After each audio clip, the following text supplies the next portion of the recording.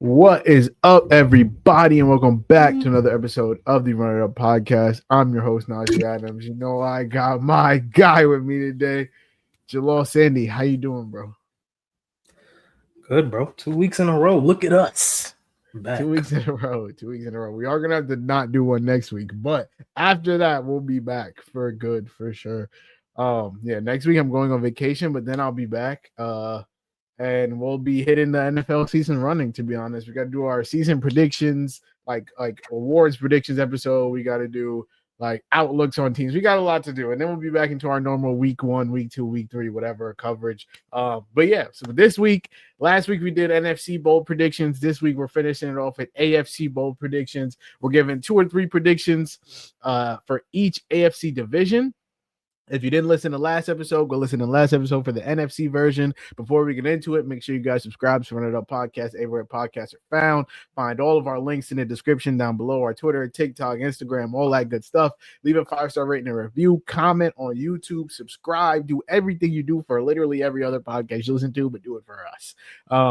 Without further ado, let's get into AFC. I feel like this is way too early to get into it. Like, do you want to do some small talk before we get into it, or you just want to get into it? I mean, what's the small talk? Ain't nothing. I mean, know. The NBA. What do you think about that? A little bit. So we can try to say that. So opening day, I don't even have the graphic in front of me. I'm just go off the dome. Opening day, opening night, whatever. The NBA now thinks they're the MLB because we got opening day games at 3 p.m. in the afternoon. Celtics Pistons is the first game, and then Knicks ring night, which I feel like is very disrespectful to the Knicks, because why now is there are we straying away from the formula that works? So you're telling me a game where the Knicks are getting their first ring since 1970 whatever, and we have new LeBron destination debut, is not the first game of the season? Like, I'm not a Knicks fan. I'm not a LeBron fan. But come on, bro. Like, the moment LeBron went to the Sixers, I said opening night, Knicks, Sixers is written in the book. If he went to Miami, it would have been the same thing. But I will say, outside of that Celtics Pistons at 3 p.m., I'm cool with everything else, bro. The opening week schedule looks great. On that Wednesday, you got Giannis's Miami debut, which I will be sitting on the couch locked in, versus another new look team in the Timberwolves with Anthony Edwards and LaMelo Ball. So like, they cooked. And then on Christmas, we got everything you need. There's no like, hey, here's Cam Boozer and AJ DeBanso on Christmas Day. No. We got a finals rematch on Christmas Day. We got Celtics Heat on Christmas Day. The 2 best players in the East, at least as it stands right now, in my opinion, Jason Tatum and Giannis Antetokounmpo. And then LeBron's return to L.A. We got Bron back in L.A. Bron and Bronny going to pop them gifts open Christmas morning, and then they ops. Nigga. Exactly. And then it's over. And then at 8 o'clock, which could be the best game of the day, OKC, Minnesota, which is a banger. 2 of the best teams in the West. And then at that point, we all gonna be asleep by the time Steph Curry and Jokic play. So it don't even matter, because the NFL is trying to stomp on the NBA Christmas Day. I got a busy day. Watching Rams Seahawks, buddy. I'll be watching Rams Seahawks. Yeah. And I'll be watching Heat Celtics and Packers Bears at the same time. Yeah. So it's gonna be a nutty holiday. Pause. Yeah. I didn't see any problem. I don't have any issue with the schedule outside of that first Celtics game, which I just feel like that's greed. But no issue with any of the other games. Yeah. I forgot OKC Spurs on opening night as well. Yeah, OKC Spurs, which felt like a layup. It's the first time the Lakers haven't played on opening day since like 2018. So we play the night after versus the Warriors. I don't really know why they gave us the Warriors. Like, I don't really feel like I think we're the 2 like biggest brands in basketball. So like, that's why they do Lakers Warriors. Like, no. I think the Warriors are worth more. The Knicks are probably number 1. I think like in terms of like work, like overall value though, like I think the Warriors are like number 1, which always like is weird to me. I don't know why.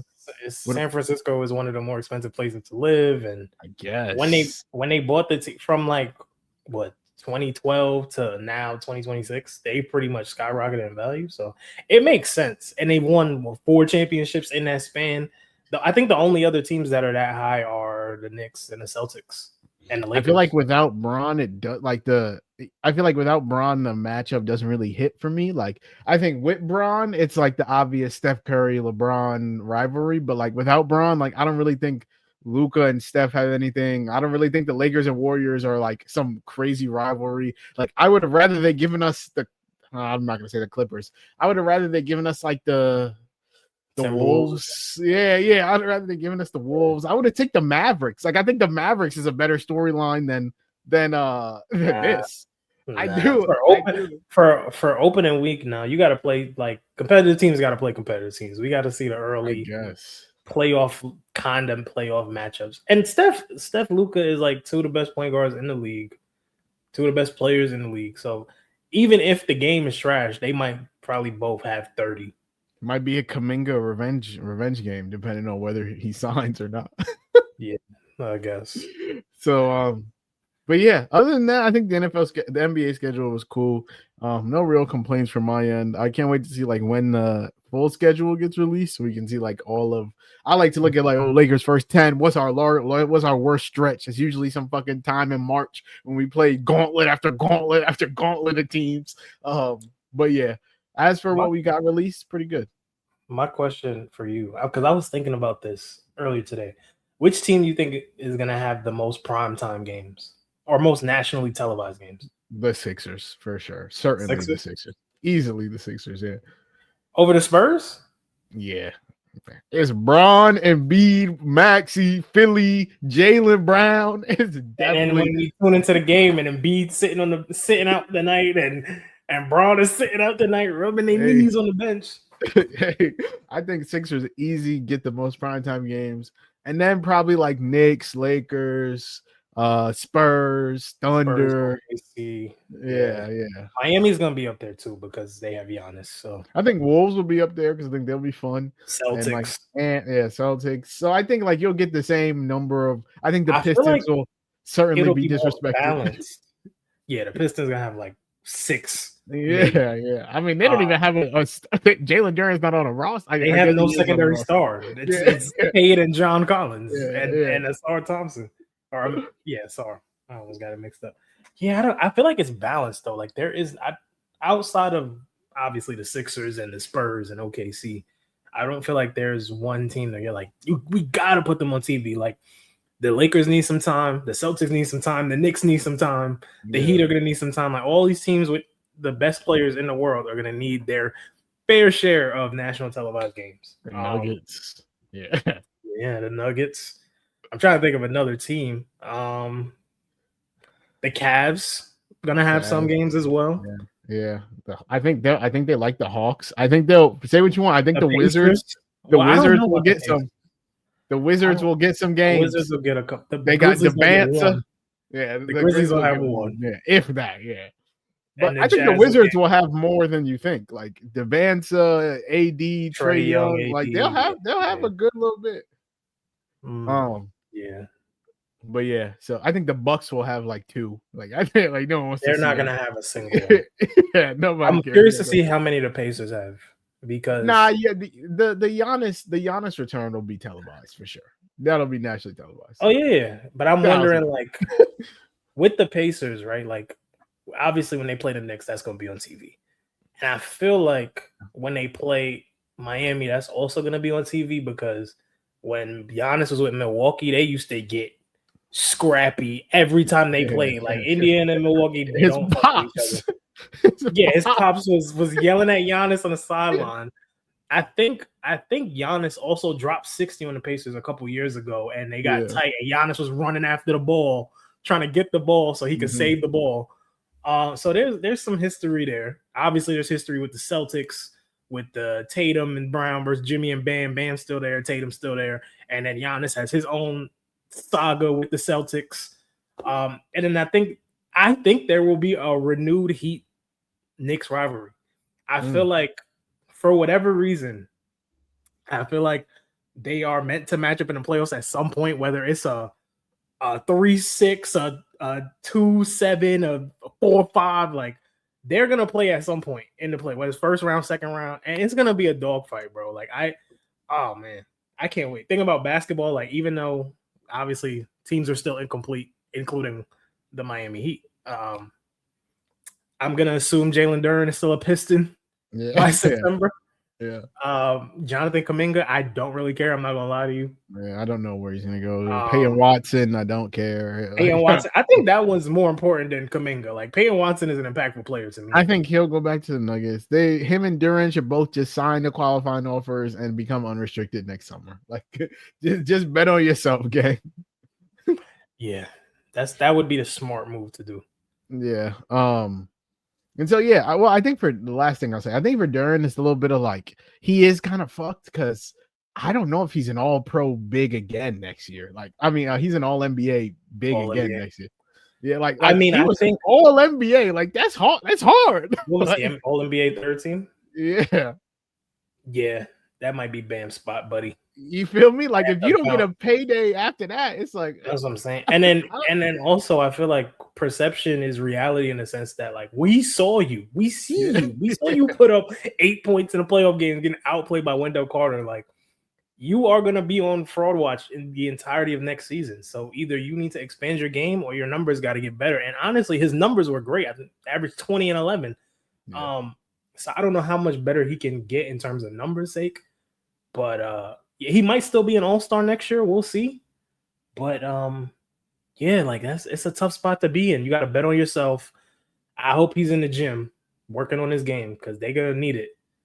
And we'll see, man. The season is very interesting. Parity is at an all-time high. We didn't even mention the Raptors because of the whole Kawhi situation. I don't even know what team he's gonna be on. Let me be clear. Am I rooting on the Clippers' downfall? Absolutely. I've been pushing this train for like a whole year. I've been saying that the Clippers are scamming. I've been saying Kawhi is stealing money from the NBA, which he low-key is. Once the situation gets sorted out, he'll probably still be a Raptor for a cheaper price. But all in all, like, yeah, it's going to be a fun season. The West looks good. The East looks better than the West for the first time in I don't know how long. And the Knicks being champions just adds fire to that. So, yeah, I'm excited, bro. I can't wait. And NFL season right around the corner. College football season is what, 3 weeks away? Yep. College football season is very close. And yeah, it's that time of year, bro. The feeling is being restored. You feel me? We're almost through the dark days. Shout out to the World Cup. That shit was entertaining. Shit was fire, bro. That shit was entertaining. It got me through the tough times. Now I'm a soccer fan. I'm locked in. I'm watching soccer games and shit. Like the dark days are almost over. We're back to NFL. Gators play soon in like 3 weeks, and then we go from there. But nice little segue into NFL because NFL season is right around the corner. AFC Bold Predictions. Let's start with the AFC North. The AFC North. Ooh. What is your first prediction, bold prediction, any kind of prediction, honestly, for the AFC North? I don't know if this is bold for me because I haven't been the biggest fan of this team in the past, and I just feel like the formula that they've been trying to use to win games in the past has not worked. It worked one time and they went to a Super Bowl and it hasn't worked since. They made the playoffs another time. But it's really hit or miss. And that is that the Bengals will once again miss the playoffs. I understand that they have the easiest schedule, quote unquote, in the division. I also understand that Joe Burrow's healthy. Mind-blowing, mind-boggling. And I understand that they have the best 1-2 punch at receiver with Jamar Chase, who is now unanimously the best receiver in the league, and T. Higgins, who I would say most people would say Jamar Chase. Most people say Jamar Chase. If they're not saying Jamar, they're probably saying Puka as of today. So all of that, plus Chase Brown, they trade for Dexter Lawrence, give him his money. And they try to bolster their defense. And the biggest issue was their defense. But for me, I feel like with this division, it's just a tough division to play in. Yes, Myles Garrett is gone. Yes, the Browns are rebuilding. But the Steelers are like that annoying pest that will never go away. The Steelers are probably going to win 8 or 9 games this season. Let's just be real. It's the Steeler way. They have a new coach. They have a new system. Mike McCarthy is not Mike Tomlin, but like Aaron Rodgers played average football last year. The defense was trash, and they still made the playoffs, squeaked into to win their division.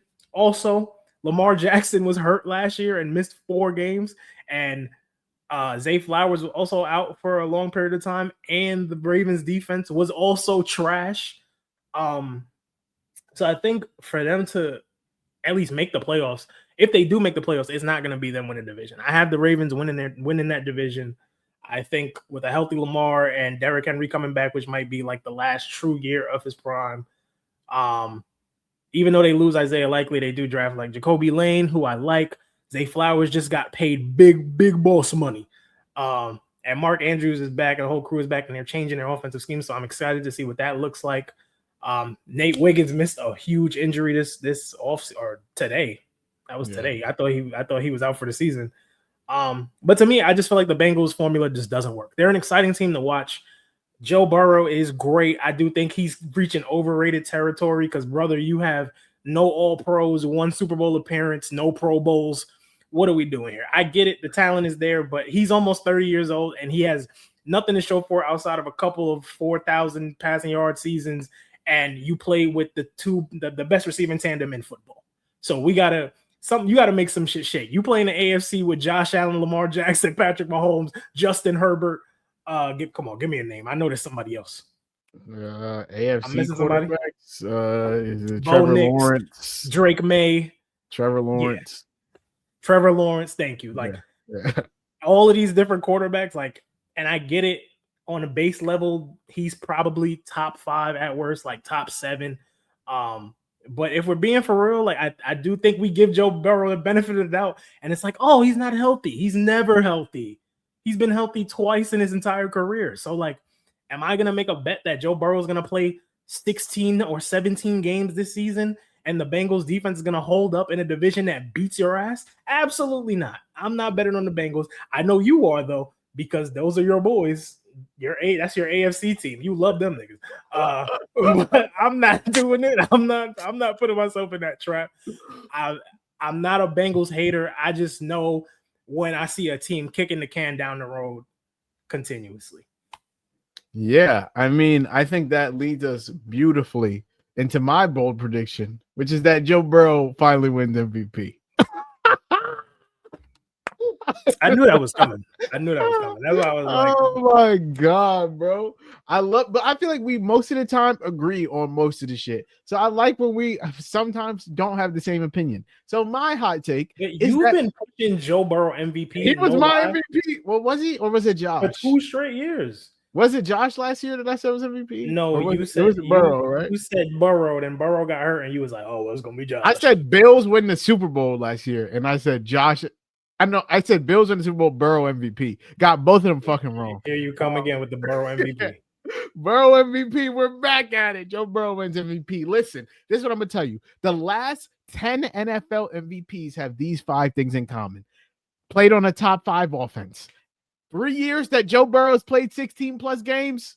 So 2024, 2022, 2021, the Bengals were top 7 all 3 years. We just need to get top 5. Second thing, the teams won at least 11 games. The Bengals have the 3rd easiest schedule in football this year. Look at their division. The Steelers have a conspiracy theorist at QB. They lost Tomlin. The Browns lost their best player, probably the best player in football. They might be the worst team in football. The Ravens are their only real comp. And theoretically, this could be a division where there's enough cheeks to go around where 2 teams win 11 plus games. So I could see the Bengals and the Ravens both winning 11 plus. So check that. 100 plus passer rating. He's cleared it in 4 out of the last 5 seasons. 4,000 plus total yards, cleared it in every season he's played 16 games, and 29 total touchdowns. He's cleared it in every season he's played 16 games. So I think this year, obvious, the offense clear. Jamar Chase, T. Higgins, Chase Brown, Andre Yoshivas. I don't trust Zach Taylor as a play caller. If this doesn't go right, this is probably his last year. I'm just saying. I didn't even mention Zach Taylor. don't go right, this is probably his last fucking year. He probably shouldn't be the coach right now. Should not be a head coach today. Yeah, probably shouldn't be the coach now.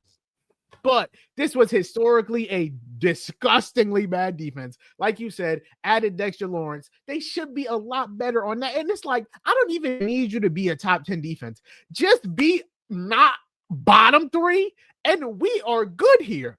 It might still be like bottom 5, bro. Like I think they'll be like middle of the pack. If they're middle of the pack, I think the Bengals win 11 games. Even if they're 20.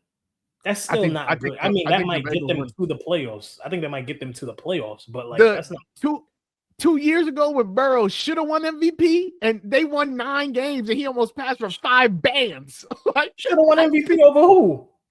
Who won MVP that year? Year and Lamar was the backup. Lamar should have won MVP that year. 900. He was the best quarterback in football that year. I disagree. I thought it was Lamar Jackson, and I thought he should have won MVP that year. They just didn't win. They were like 9-8 or some shit like that. 8-9 or 7-10, whatever. Yeah, something like that. Yeah, that was Jamar's like triple crown year. Yeah, that was Jamar triple crown. Yeah. But regardless, I think that the Bengals are in a relatively good position. I'm super down on the Steelers, and I think the Browns are legitimate. Like, I was contemplating one of my bold predictions being that the Browns go winless, but I was like, you know what? I think I won't say that. So I think the Browns are horrible. I think the Steelers are also not that good. So I think this is a 2-horse race here, and I think the Bengals could make some shit shake. So I'm taking a little Joe Burrow MVP. I see the gap here. I'm not like super low on the Steelers. I'm not super high either. I just think they're mid. Yeah. And that's enough. That's enough to have one team make it and then one team be 7-10, the other one be 8-9. And now we both missed the playoffs. Yeah. Did you have another one? Did you have another one for AFC North? Another one? If you don't, I have another one. We could also talk about how bad the Browns are. Like, I legitimately think that they are a horrific team. Like, if they don't have the first pick, something went wrong. Yeah. I can't even get that off. I was about to get like a Harold Fannin take off. I can't even get that off, bro. They are bad. They're bad, bro. You know what? I'll say like, I don't even know if this is gonna happen, but I'll just make a bold prediction because I do like some players on the Browns. Even though they stink. I like Shador. He's cool. I think he's got room to improve. Deshaun Watson absolutely sucks. Yeah. But I like Casey Concepcion, Denzel Boston, Harold Fannin. Like, they have a nice little core that they drafted along with Judkins. And I think Judkins can be, I'm going to say Judkins is top 8 in rushing this year because he's healthy. I think the Browns have improved their O-line on paper. On top of that, they're going to lose a lot of games, but at the same time, you got to be able to run the ball to be successful. So that's going to be my soft, bold prediction. Like, I don't really believe it, but I'll fuck with Judkins. I think he was the better running back of the 2 Ohio State backs that came out a couple years ago. And they've got to figure out, they've got a new offensive coordinator in Todd Monken who loves to run the ball. He just came from the Ravens. So I'm feeling like maybe he could be a Derrick Henry light, you know? If he gets like 1,200 yards and 8 touchdowns, that's a solid year for a dude that just broke his leg like 10 months ago. Yeah. Or not even. That was 10 months ago, like December. No, he's made a great recovery, like quick, and he looks good. Yeah. My bold prediction is a hot one. I'm not gonna lie. This is one of my hotter takes. It is that Mike McCarthy is fired before the season ends. So very clearly they hired him this summer. He signed like a 5-year deal, whatever it is. I just think that the Steelers might legitimately be a dumpster fire this year. I don't think they'll be worse than the Browns, but I just think like when I look at what they have going on, right? You fire Mike Tomlin. He's been your coach for 19 years. You hire a 62-year-old Mike McCarthy in a division with Joe Burrow and Lamar Jackson. Cool. You're counting on some kind of Peyton Manning-esque last season from Aaron Rodgers. He's got a supporting cast of DK Metcalf and Michael Pittman Jr., who are like both very mid. And then Jalen Warren and Rico Dowdle, also extremely mid. And then like Pat Fryermuth at tight end. It's a lot of mid. Like it's just Darnell Washington. It's just, hey, at least they don't got Jonnu Smith no more. They don't have Jonnu Smith, but it just feels like it's a lot. Like I don't know how. There's not really any elite players on this offense. And so, like, then on defense, you have TJ Watt. Cool. You got Cam Hayward, who's like 92 years old. Jalen Ramsey, another 92-year-old. Joey Porter Jr., Nick Herbig, Jaquan Brisker, Jamel Dean. I like the defense. Solid players. I like the defense, but I just think that this team is in dire need of a QB very clearly in 2027. Drew Allar, as much as I like Drew Allar, I don't think they think he's the guy. Will Howard, I don't think they think he's the guy. Mason Rudolph, damn sure ain't the guy. So you're getting into a point where, let's say you are 4-7 and the Bengals and Ravens are soaring. Are you really going to look at me and tell me that they're going to try and compete when you're looking at this 2027 class? No. And at that case, you have a 62-year-old fucking head coach. Do you not think like there's going to be some hot shot offensive coordinators that come into play? The Jags OC, Grant Udinski, he has been in head coaching circles for the last 3 years. He's like apparently the next Ben Johnson McVay wonder kid. Davis Webb, the Broncos OC, Clay Kubiak, the Niners OC. Like, and you're going to look at your Mike McCarthy and be like, what the fuck are we doing? Give me one of these young guys and let him pick his quarterback. And so I think if the Steelers don't go how they think it's going to go, and Aaron Rodgers last season ain't what they think it's going to be, that Mike McCarthy might get on the hot seat real quick because I don't think that they have some kind of like tie to him. It did feel like, hey, we fire Tomlin. We need a guy who's going to try and keep the lights on until we find out what our next era of football is going to be.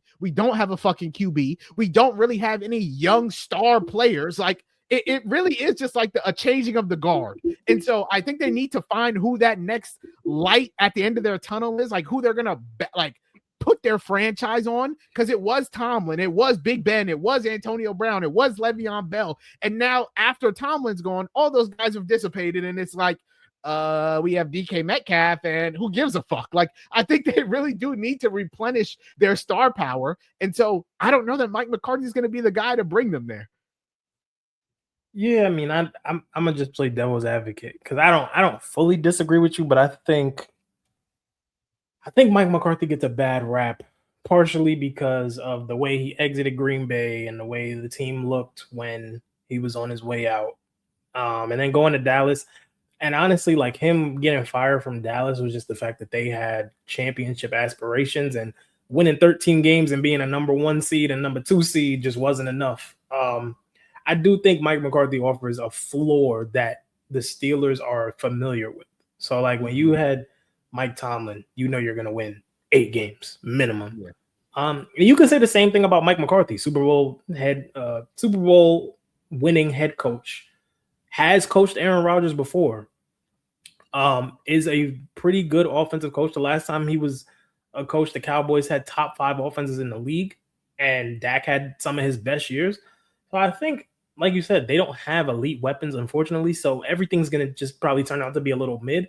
But I do see a world where like Michael Pittman might have a solid year, or where Rico Dowdle and Jalen Warren just happens to work out because Mike McCarthy he's a good coach. I'm not saying he's one of the best coaches in the league, but I think he can. I think best case scenario for the Steelers, they win 9 games, make a wild card spot, and maybe win 1 game, which I don't even know if they would, because you're going on the road game forever. Yeah.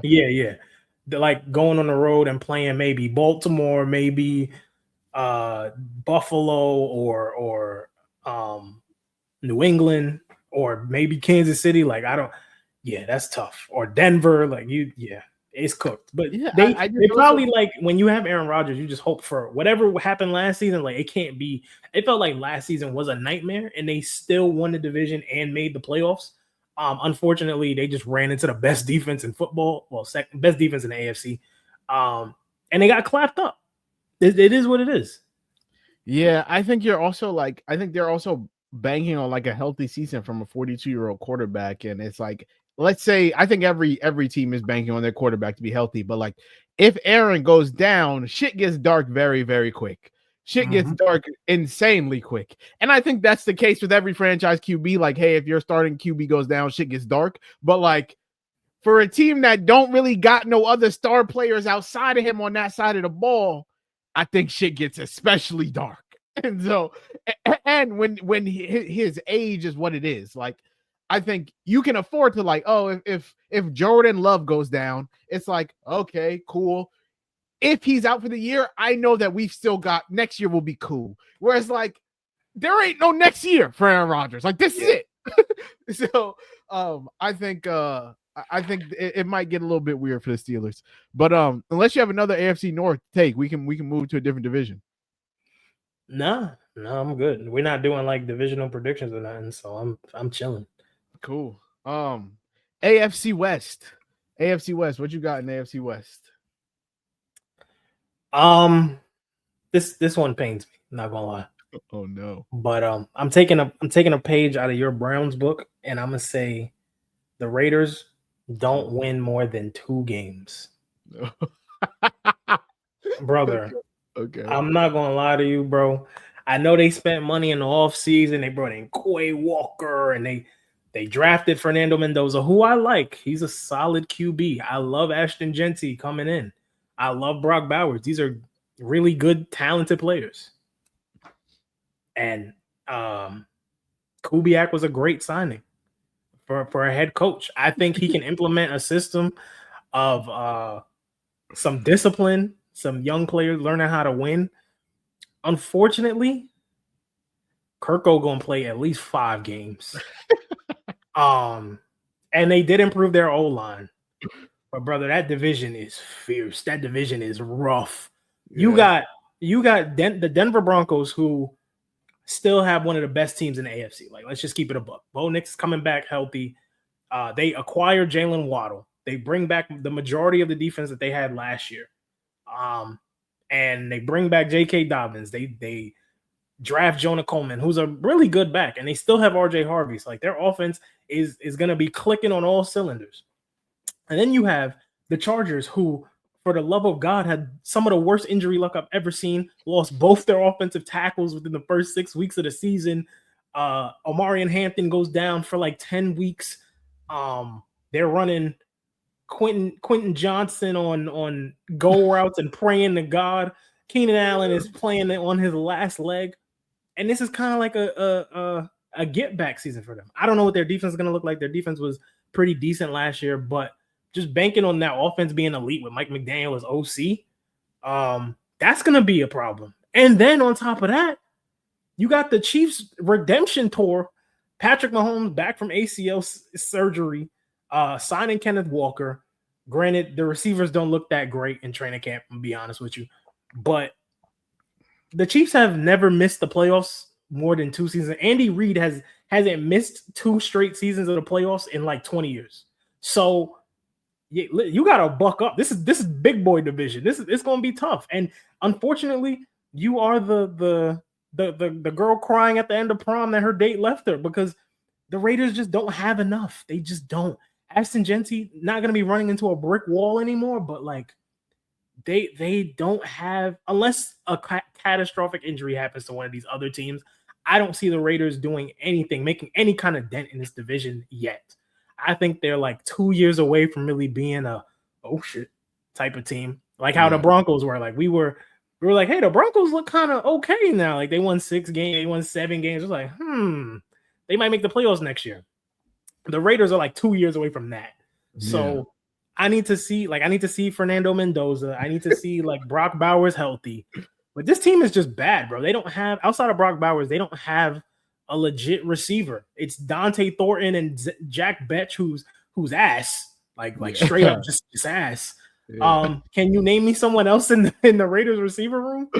I think this is a beautiful segue to my hot take, which is that Brock Bowers breaks the record for targets and receptions by a tight end in 2026. It would be breaking Trey McBride's record in 2025 of 169 targets and 126 receptions. So the Raiders wide receiver room consists of Trey Tucker, Jalen Naylor, Jack Bench, Dante Thornton, and Malik Benson. So that's it. Like literally, that's and the Michael worst. Mayer. And Michael Mayer, yeah.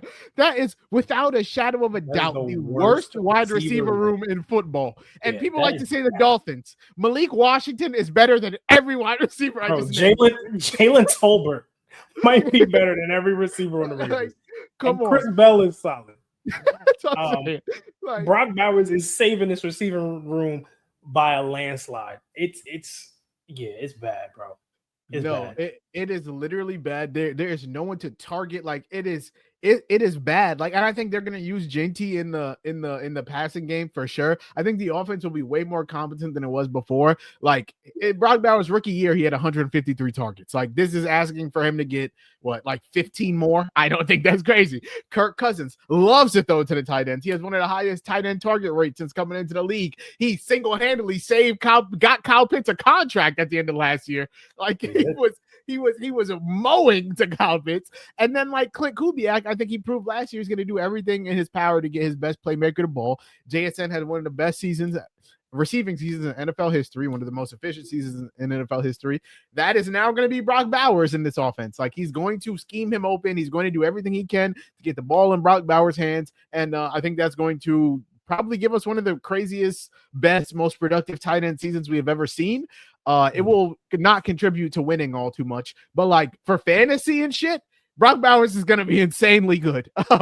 So yeah. I think it's going to look like, I'm trying to think of a tight end because at least last year with the Cardinals, like Trey McBride was getting peppered with targets and the Cardinals were throwing 50 times a game, but like Michael Wilson was also getting targets. Marvin Harrison Jr. was also getting targets. I genuinely don't know who else the ball is going. There's no Michael Wilson. Jalen Naylor, I guess. Jalen Naylor might get like the slot reps, but like it's a deep ball to Dante Thornton or a check down to Trey Tucker. Trey Tucker on a wheel route or something. Yeah. Like I genuinely don't know what this offense is looking like, and based on how the Seahawks offense look, I know they want to run the ball and use Genty as a feature back and use him as like a Bijan Gibbs type of guy, which he was drafted to be. But like the personnel matters, bro. Yeah. Personnel matters more than the system. And I think they're going to get a rude awakening by week 4. They're going to be like, yo, this shit ain't working, man. Jeremiah Smith, get ready to learn Vegas, buddy. And you know what? That would work. Yeah. That's fine. Jeremiah Smith in Vegas, that's cool. He's either going to Vegas or Miami. That's what I'm saying now. Yeah. Jeremiah Smith, get ready. Or that would be good hype, like Mendoza and Jeremiah Smith and GT. Like that's moving me. That's a good offense. And Bowers, that's solid. Bowers, that's a that's solid crazy. Ass offense. That's crazy. With no defense, with Max Crosby. But other than that, that's he's not. I also don't think Max Crosby is going to be on this team by the season end. No, he won't. He'll be a Seahawk. I don't think he's gonna be. He'll be on a contender for sure. He'll be a Bill or something. I'm scared he might be a Bear. He could be a Bear because the Bears have mad draft capital. And whatever contender loses a pass rusher, he'll be on that team. Whatever contender has a pass rusher go down, like if DeMarcus Lawrence goes down for us, he will be a Seahawk. If Montez Sweat goes down, he will be a Bear. He will be a Bear. Yeah. Like it is what it is. And so my other AFC West hot take, and we're just not on the same page today, but I think that's fine. Mine says that the Chiefs finished third in the division and missed the playoffs yet again.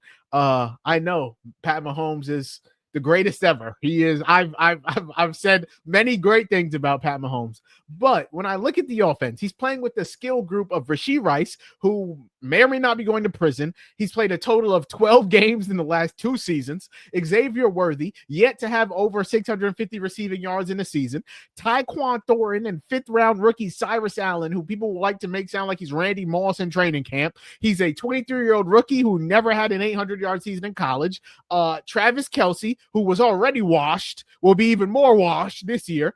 Yes, I love me some Kenneth Walker. They have a good offensive line, and they have Pat Mahomes. But outside of that, I like the offense. I can see a world where the offense just isn't that great. Like they have the 18th best offense in the league. Like, and I don't know if that's playoff bound in a division with the Chargers and the Broncos. And then on defense, I also think shit is shaky. Granted, like Spags is going to make shit shake, but they lost 3 starters from their secondary. Jalen Watson, gone. Brian Cook, gone. Trent McDuffie, ram.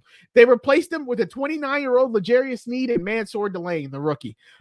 I like R. Mason Thomas. I like Peter Woods that they drafted, but like there's a lot of new pieces coming together that I think it might take Spags a little bit of time to get to figure out the recipe. And by that time, if you start off slow, it might get scary for you to make up ground in a division where the Broncos and Chargers are probably both making the playoffs. So all I'm saying is we saw last year, the Chiefs are mortal. They're not this like invincible team. Like they missed the playoffs with Pat Mahomes pretty much healthy the whole year.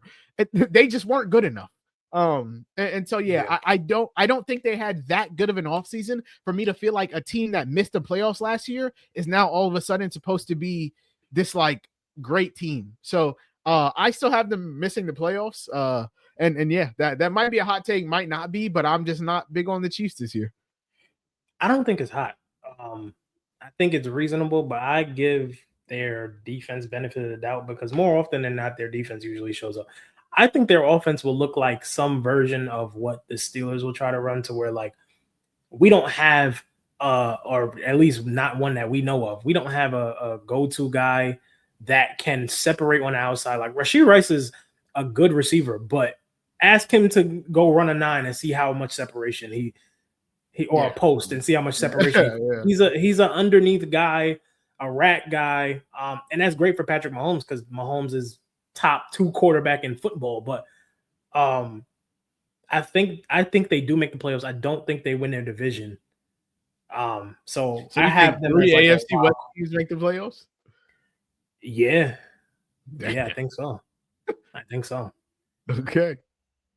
I'm not like a big Chargers guy either, but I feel like Mike McDaniel's gonna have that offense humming. So yeah, I think they'll make the playoffs. And I'm not a big Herbert guy, but I consider every time they lose in the playoffs, I come on here and I say this is like it. I do think like the if man, the potential man, shit is real with Herbert. Like we do this shit every year, and then we get to the playoffs and they lose, and it's like the problem has never been them making the playoffs. It's what happens after they get to the playoffs. Yeah.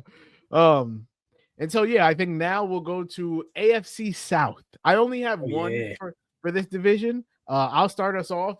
Mine is that the Texans win 14 games and they set a franchise record. Come on.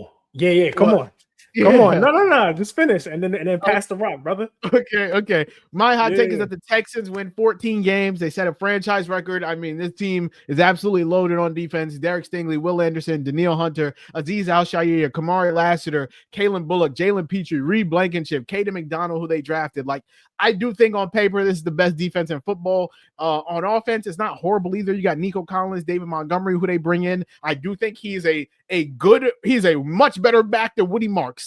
Tank Dell, for whatever reason, looks good after his knee pretty much imploded. Jaden Higgins and Jalen Noel, the Iowa State boys, I really do like them also. If CJ can just be mid, like CJ, if you could just be the 19th best quarterback in the league, I think this team is a lot for the playoffs. Like the offensive line is atrocious, but the defense should make it so that they don't need to score more than 17 points a game. And the division isn't great, like outside of the Jags. I mean, like, I think if you're a Texans fan, you can probably make the case that if CJ just plays normal last playoff run, you win the Super Bowl. Like, I think you can make the case that you at least make the Super Bowl. Make the AFC Chip. But I think if you say, like, let's say they beat the Patriots in the playoffs last year. CJ he threw for 4 picks and 1 touchdown. Let's say he throws for 2 picks and they win. You then go play a Jarrett Stidham Broncos. I think you win that. Yep. Yeah. And then you go play Seattle, who you played earlier in the season, and they only beat you by 8. And like, I think that you can make a case if you're a Texas fan that like you weren't that far off from a Super Bowl. And so I don't think that they're that far off. And this is a great segue into maybe my hottest take of the offseason. I think the Texans go to the Super Bowl. I think it's hot. It's a hot ass take. It's hot as hell because people are so down on CJ Stroud. But I feel like one, they do have, even though they don't have, we were talking about how the Steelers don't have an elite weapon. The Texans damn sure got an elite weapon. His name's Nico Collins. He's one of the top best 10 receivers in football. And with Tank Dell back, Tank Dell and CJ Stroud have some sort of chemistry that you can't really teach. Like, they just know where each other are on the field. Dalton Schultz is a solid tight end. I think David Montgomery's better than the version, whatever Woody Marks and Enrique Umbumguale and Joe Mixon last year with 1 foot is better than whatever they had. And then on top of that, like you said, I think this is the best defense in football, bro. They are loaded. They got all pros on every level of the field. They have a coach who is defensive oriented and pretty much calls the defense. One of the best defensive players, and not even one, 3 of the best young defensive players in football: Will Anderson, Derek Stingley, and Jalen Petrie. That trio right there is ridiculous. I didn't even name Kamari Lassiter and Azeez Al-Shaair and bro, they stacked. And if they're healthy, I think the Texans can go to the Super Bowl. Yeah. And at that point, it's like our defense just got to win it for us. I watched the Seahawks. I was about to say it's very Seattle. Do almost nothing last Super Bowl. Not the fact that their offense stunk, but the defense just said, "Hey, we're gonna take us home. We're gonna take us home." And the Texans won the division. Made the playoffs last year with CJ Stroud missing 3 games, concussion plus just ass. And if he finds some sort of way to get to a version of his rookie self, which is crazy to say, but like throw less than 10 picks, throw 23 to 25 touchdowns, and we good, CJ. I don't even think you need that. I think you can look 20 at the touchdowns Seahawks and less than, but relatively in decent the regular season. In the regular season, I feel like your quarterback has to be top 15 for me to take. That's what I'm saying. Like, I think Darnold is probably like 14, 15. If CJ can be top, if he can get to that level, I feel like the Texans legitimately, and this is not me like blowing smoke up somebody's ass. I genuinely think that the Texans are CJ Stroud being competent away from being in the Super Bowl. Because I look at the AFC and Denver's good, but they're not locked in good. The Bills are good. They're not locked in good. The Ravens are good. They're not locked. Like, there's no clear favorite in the AFC. And I feel like if anything is an equalizer, it's an elite defense and a defense that forces turnovers at will. And this team does it with the best of them. They force someone. They're at top of the league in turnovers forced, top of the league in sacks, top of the league in yards per play, every metric that you need, they've done it. And they've done it for like 2 straight years with the same core. And this core is like average age 24 to 25 years old. They're not going anywhere. And I feel like if they're healthy, they will win the division and make the Super Bowl. Because if I'm going up against Josh Allen, I like what we got behind us. If going up against Lamar Jackson, who's not both guys who are not great playoff performers, I like what I got behind. Nobody scares me like Patrick Mahomes used to scare niggas in the past. So it's the allure of the AFC. While we can talk about they have some of the best quarterbacks in the world and some of the best offenses and how flashy it looks. When the playoffs get here, bro, it's about who can get stops, who can force turnovers, and who can take care of the ball. That's it.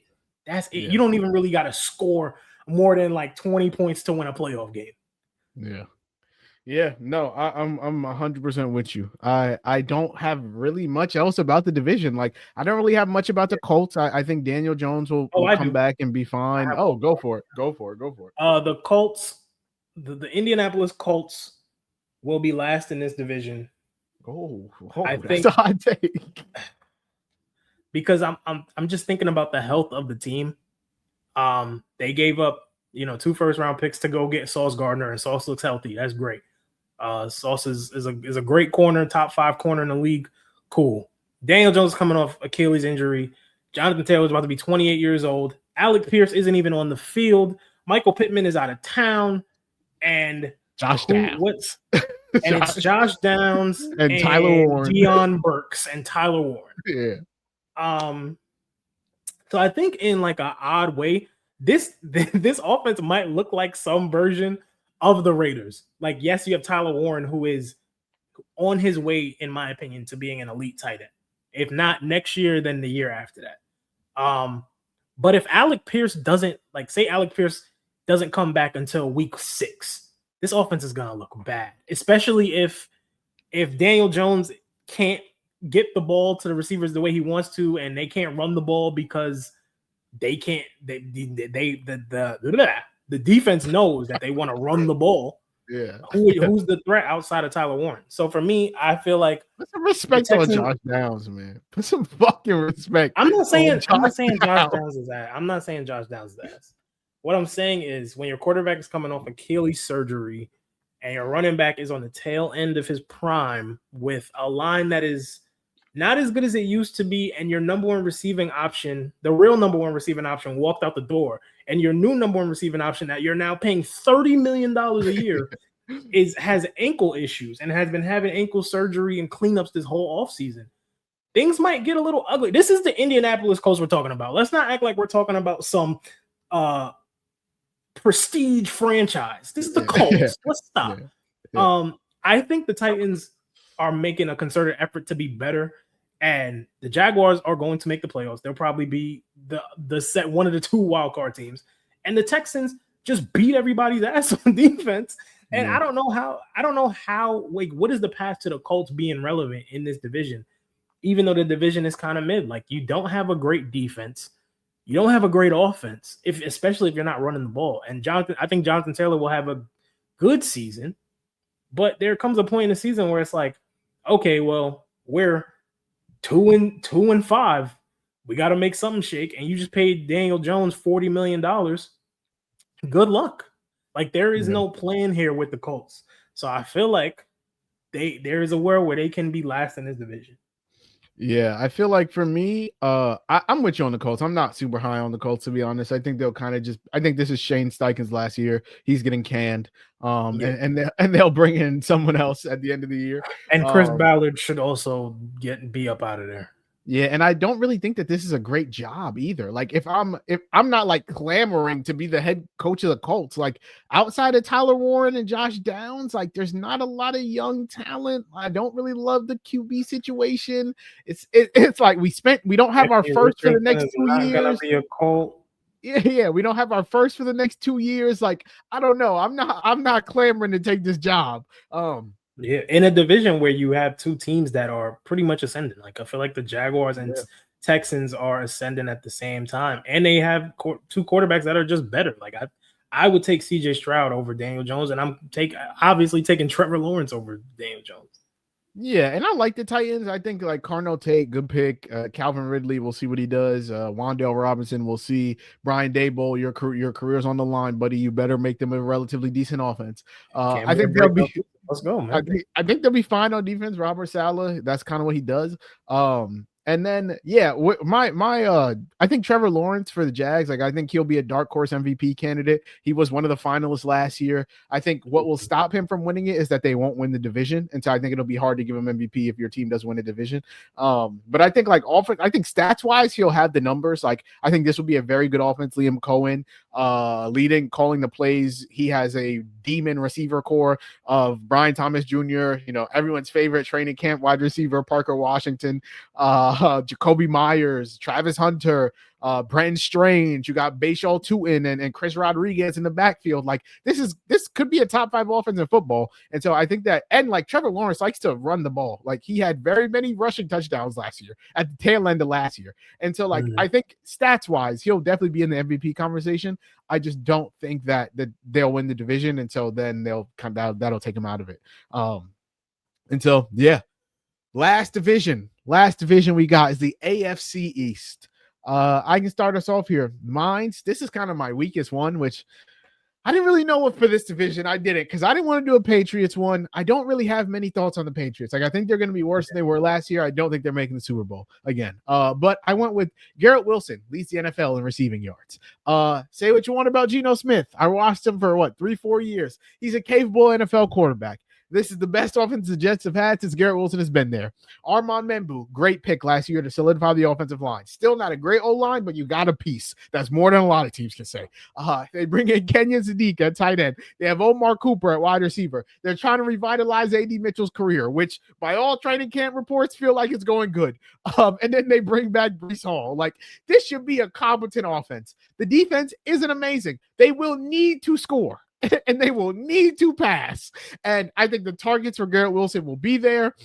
Gino also likes to throw the ball downfield, so I think he'll get the like deep shot chances also. I also just think pure skill-wise, he's one of the most talented receivers in the NFL. Like, I do think he's just been kind of fucked by situation. Like, I don't think he's been in a good situation since he's been there. You had Aaron Rodgers and Devontae. That was a kind of a circus. Like, now you do kind of get to start somewhat fresh in an offense where you're not the only good player. So or theoretically you're not, at least. Like, I think you still could be if A.D. Mitchell and Kenyon Sadiq and Omar Cooper all stink. But let's say one of them is at least decent. You're not the only good player. And yeah, I think Aaron Glenn will ultimately fail. I think he will ultimately get fired. I think Frank Reich as your offensive coordinator ain't great. And I think this entire regime will be out of a job next year. But I think Garrett Wilson can feast. So I'll say he leads the league in receiving yards. Yeah, I was trying to think of something Garrett Wilson related because I don't really have thoughts on the Bills. I think the Bills are the Bills. They'll make the playoffs, and we'll see. And the same thing for the Patriots. I think the Patriots may not. There's a world where I feel like the Patriots may not make the playoffs. So I guess that could be a hot take. On paper, it feels like they got better, and they did on paper. But at the same time, something tells me that their schedule is going to be hellish. And to me, I think their division is at least not top heavy, but I think the Bills just contest them better this year than they did last year.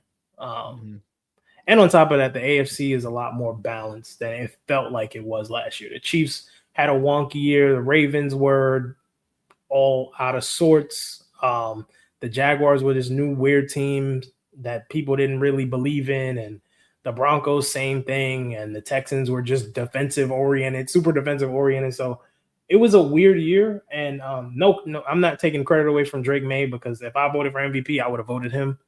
But at the same time, I do think there's going to be some type of regression. Just the fact that even though their receiving core got better and they run the ball really well, I just don't see them repeating the same thing that they did last year. I think year to year things change, and you can't just throw your fix on top of what the formula was the year before. Like, every year there's something different, and there's a new thing that you have to implement. And what they really did was like, okay, well, we need to get better receivers, which they did. AJ Brown is probably still top 10, top 15 at worst.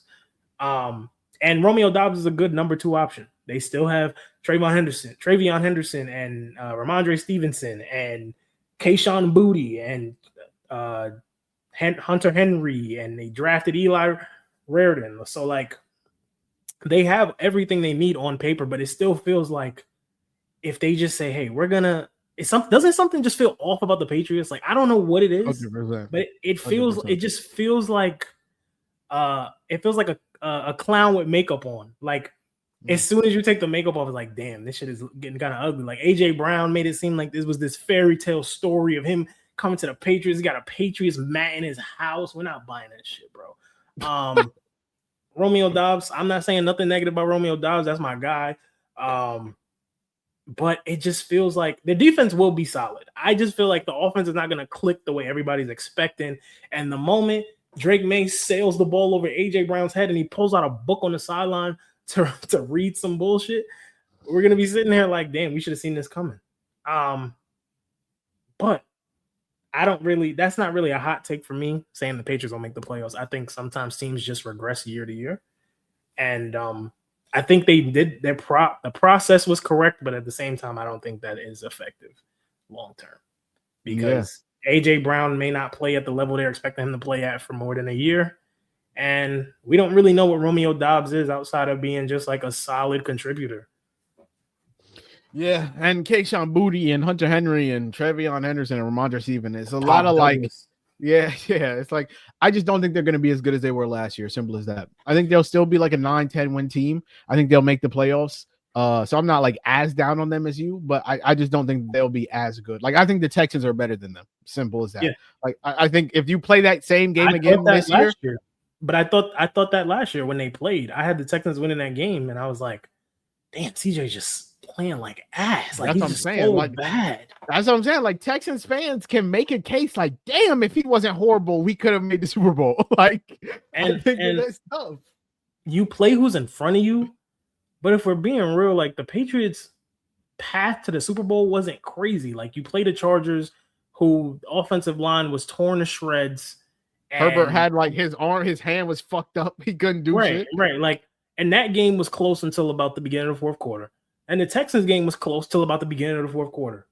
And then you play the Broncos with Jared Stidham because in the snow, because in a blizzard, because Bo Nix broke his ankle, and they almost lost. They won by like 6, or I don't even remember, but it was a pretty close game. Like it was a 3-point game at halftime. They didn't blow them out. That's for damn sure. And then you go and you play Seattle, and it's like okay, play a real team. Yeah. And so I think my last prediction, my last hot take. Don't know if it's a hot take, but you know, as the resident Josh Patrick Allen stan, I can't go far enough to say that I can't go as far as to say they'll win the Super Bowl, because that would mean I switch up on the Seahawks, and that ain't happening.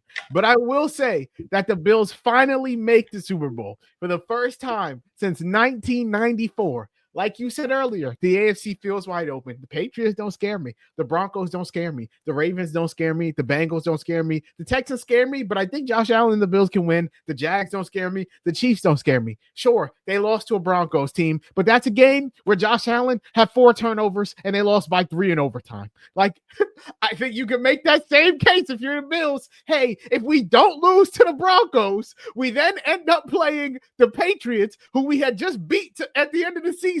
And then we go to the Super Bowl. So I do like what the Bills did this summer. They have Joe Brady at head coach. I think it was time to move on from Sean McDermott. I do. I think he did a great job with their defense, but I think he was kind of losing the locker room. So you make Joe Brady your head coach. DJ Moore, very easily the best receiver that Josh has played with since Stephon Diggs. They still have Khalil Shakir, Dalton Kincaid, Dawson Knox, James Cook, like one of the best running backs in football. It's going to be one of the best offenses in football yet again.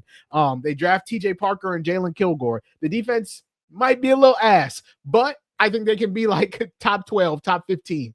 Top 12? I think it'd be top 12, top 15. That's wishful thinking, brother. And so I think this is the year, and we say this every year. We've said this for the past 3 years. This is the year. No, this is the year. No, this is the year. But I'm going to say that this is the year that the Bills finally make the Super Bowl, and it's going to end in heartbreak yet again because they're going to get that ass clapped by the Seattle Seahawks, but they will make the Super Bowl this year. Before we wrap this up, I just have to say, because you do this every offseason, you draw up these fanfic shit you would make up on the hub as a 15-year-old, fanfic scenarios about the Seahawks. You said Seahawks Bills for 3 years. At least the last 3 years. 3 years. And I'm sick of this shit, man. Like, I get it. Like, this is finally the year. This is going to be the year. I'm sure there's somebody screaming from Baltimore saying the same thing about the Ravens. There's somebody screaming in Cincinnati saying the same shit about the Bengals. No, it ain't happening. It's not happening. If there was anyone that I feel like I've given them benefit of the doubt more than anybody, the guy who has maybe the best PR in football right now, it's Josh Allen. I don't know how the internet scrubbed that performance against the Broncos off of all platforms, but I remember I was there. I saw it. It was bad. The turnover before halftime. It's very bad. The pick in overtime. The pick in the second quarter. Brother, there's results and there's habits. This is a habit. We see this every season. Josh Allen is maybe pound for pound best quarterback in the league, just off pure numbers and talent. Will the Bills have a top 5 offense in football? Absolutely. Is James Cook a top 10 running back in football? Absolutely. Will DJ Moore have a resurgent season? Most likely. And none of that matters because you forget, I watched an all-time great quarterback have great offenses for years, year after year after year. MVP, greatest thrower of football we ever seen, blah, blah, blah, blah, blah, blah, blah. It does not matter because at the end of the day, you need a defense or you need a quarterback that's going to take care of the ball. And sometimes Josh can do that. But a lot of the times he just can't. He just can't. And it's okay. We can have conversations about his talent and what his numbers will look like when it's all said and done.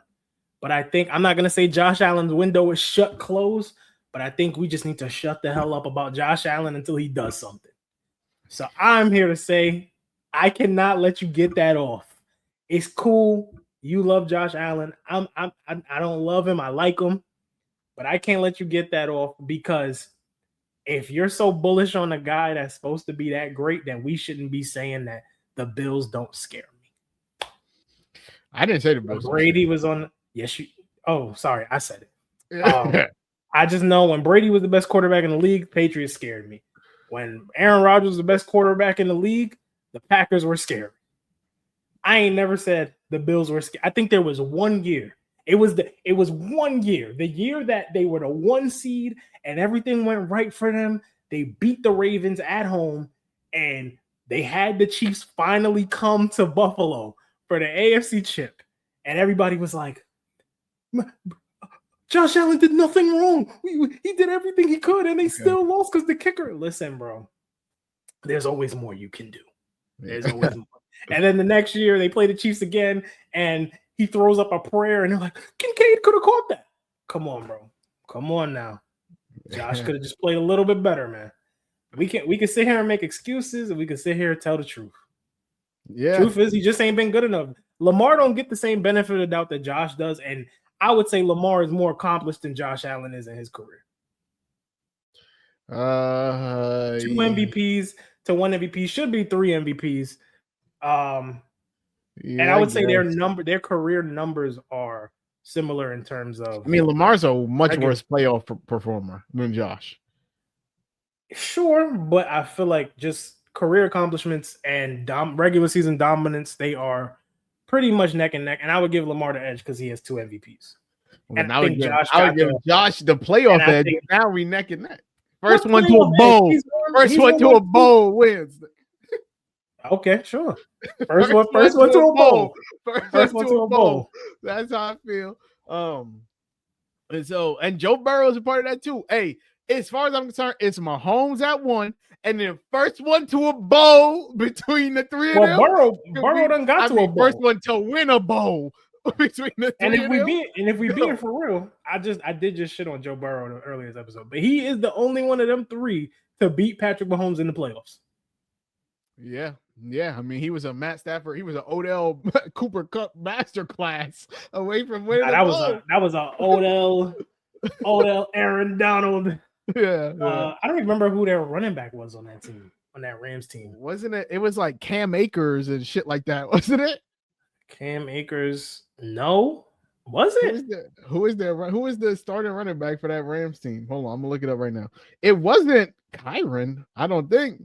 Hold on, Rams. It might have been Super Bowl starting. It might have been Cam Akers and Kyron. It might have been Kyron. Now that I think about it, they're starting. I think it's had Ben Skoranek out there. What the fuck? They're running. It was Cam Akers, bro. It was Cam Akers. Wasn't on the team. Oh, I don't think so. At that point, he was not their starter because Cam Akers had 188 rushes for 786 yards and 7 touchdowns that year. Oh yeah, they didn't need to run the ball that year. Yeah, that was Cooper Kupp's record breaking, and their defense was nuts. Oh wait, no, I lied to you. Hold on. Oh, yeah. Wait, what year did they win? They won 21. Oh, maybe I didn't lie to you. I think that was 2020, 21. Oh, no. I did lie to you. It was Darrell Henderson. That's who it was. It wasn't. So Cam Akers wasn't on that team. It was Darrell Henderson. That's who it was. Yeah, bro. Cam Akers was on the team, but he only played one game. Oh, that was the Achilles. Yeah. It was Darrell Henderson. Yeah. Okay. That's who it was. And then Cam Akers was the next year. When they went 5-12. And so people forget about that one. Yeah, forget about that one. We ended our NFC episode saying who our NFC chip would be. So I feel like it's only right to end it this episode the same way. So I think mine is pretty simple. My AFC chip is Bills Texans, with the Bills going to the Super Bowl. What's your AFC chip? When we did our way too early Super Bowl predictions, I think I said like something nuts. I said like Packers Jaguars or something. I'm not as high on the Jaguars as I was back then, but I'm gonna say the AFC chip is Texans Broncos. I think the Broncos get back to the AFC chip. I think they are quite literally a Bo Nix injury away from getting to the Super Bowl. And I think they have everything they need to make the Super Bowl. Like, I wouldn't be surprised if the Broncos are in the Super Bowl next year. And these are two very similar teams in terms of style. They're both defensive oriented with coaches who value defense and two quarterbacks who are very controversial, like guys who you either hate or love. And they have a lot of weapons on offense on both teams. So I think that would be a pretty damn good game. Well, no, it might be a fucking dogfight, but I could see it being that. Yeah, I think that's a solid matchup also. Probably what we should have seen last year, for being honest. So we'll see. But yeah, so that'll do it for this episode of the Run It Up podcast. Why you keep doing that? Why you keep doing Oh my God, song of the week. Yeah, we gotta do song of the week. Before we get up out of here, we gotta do song of the week. Last week I gave you Chef G. This week, Hurricane Wisdom's album dropped. So get ready. Hurricane Wisdom, my song of the week. It's the first song on his album, Weathering the World. It is called Lately. That is my song of the week. Okay. My song of the week, very different from what I usually give. I ain't listened to drill in a minute, New York drill in a hot minute, like 2 years plus. But I heard this song on TikTok and I was like, this shit is fire. And apparently it's a hit. You could let me know if shit is ringing in the streets. Let me know. The song is called Layoo by KillaMoe. Yeah. Is that shit ringing in the streets? I haven't heard it anywhere, but I see it on TikTok all the time with the gorilla that be dancing and shit. Yeah. So that's my song of the week. Layoo by KillaMoe. And low key, like it's just, I just like the song. I don't think there's anything special about it. It's just catchy as hell, and I like the beat and I like his flow. And I haven't listened to, like, outside of like Chef G, Sleepy Hollow, I haven't really listened to New York drill like that in a minute. But I like that song. It's a good song. Yeah, it is a joke. It's a joke song. The TikToks be having me weak. But yeah, so those are our songs of the week. Make sure you guys subscribe to Run It Up Podcast everywhere that podcasts are found. So comment on YouTube what your AFC Bold predictions are, what your AFC Championship matchup is. Follow us on TikTok, Instagram. All the links are in the description down below. You can find me on Twitter at Najee _. Jalaal on Instagram at j.sandy_. Hope you guys have a litty day, a litty night, a litty life. And just like we do on every episode of this podcast, make sure y'all go run it up.